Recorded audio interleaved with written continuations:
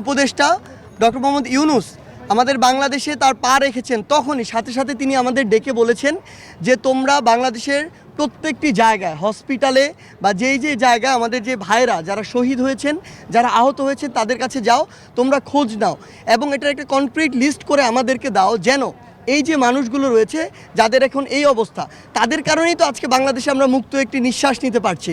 তো তিনি বলেছেন যে অবশ্যই ওই মানুষগুলোর প্রায়োরিটি আমাদের সবার আগে। আমরা রাষ্ট্র গঠনে যাব ওই মানুষগুলোর খোঁজ খবর নেওয়ার পরে, আমাদের লিস্টটি গঠন করার পরে। সেই জায়গা থেকে আজকে আমরা ঢাকা মেডিকেলে এসেছি। আমাদের সমন্বয়ক টিমের বিভিন্ন অংশ বিভিন্ন জায়গায় অলরেডি যাওয়া শুরু করেছেন এবং যাবেন। আমরা স্পষ্ট করে আপনাদের মাধ্যমে জানিয়ে দিতে চাই, আমাদের যে ভাইরা যাদের আমরা এতদিন যতটুকু খোঁজ নেওয়া প্রয়োজন ছিল আমরা নিতে পারিনি, আজ থেকে সে ভাইদের দায়িত্ব আমরা নিচ্ছি। সে ভাইদের দায়িত্ব এই রাষ্ট্র নিবে, কারণ আজকে তাদের এই অবস্থা শুধুমাত্র এই রাষ্ট্র বিনির্মাণের এই যে যুদ্ধ হয়েছে সেই যুদ্ধে অংশগ্রহণ করার জন্য। তারা এই 24-এর যুদ্ধের এক একজন শহীদ, এক একজন যোদ্ধা, এক একজন তারা তাদের জায়গা থেকে নেতা। আমরা শুধু এগুলো সমন্বয় করেছি, কিন্তু তারা জীবন দিয়েছে বলে আমাদের রক্তে ওই তাড়নাটা এসেছে যে না, আমাদের কিছু করতে হবে, আমরা রাজপথে নেমেছি। সেই জায়গা থেকে আমরা স্পষ্ট করে বলতে চাই যে আমরা বরাবরই অসংখ্য শো অফ দেখেছি রাজনীতির মাঠে। আসলে যে আশা হয় কয়েকজনকে দেখে চলে আসা হয়, আমরা সেটি করতে আসিনি। আমরা আপনাদেরকে শুধু আমাদের বার্তাটি জানিয়ে দিলাম। আপনারা এখন আপনাদের জায়গা থেকে এইখানে যে ভিড়টি হচ্ছে, এটি আমরা প্রত্যাশা করি না একটা মেডিকেল কলেজের সামনে ভিড়টি হোক। সেই জায়গা থেকে আমরা ছোট্ট করে টিম ভাগ করে দিব।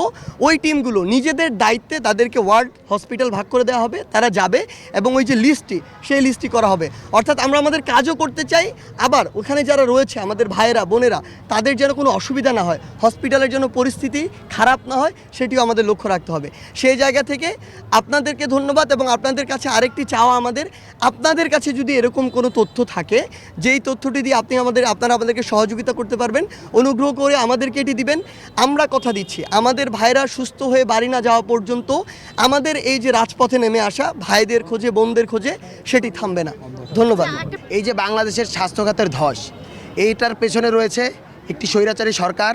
আমি সরকার বলতে চাই না তাকে, একটি স্বৈরাচারী সন্ত্রাস, এবং সেই সন্ত্রাসের সাথে তাদের যে দোসররা আছে, তাদের চালানো ফ্যাসিজম, তাদের চালানো গণহত্যা, তাদের চালানো হলো ক্র্যাকডাউন। সেই ক্র্যাকডাউনের ফলে বাংলাদেশের স্বাস্থ্যখাত আজ ভেঙে পড়ছে।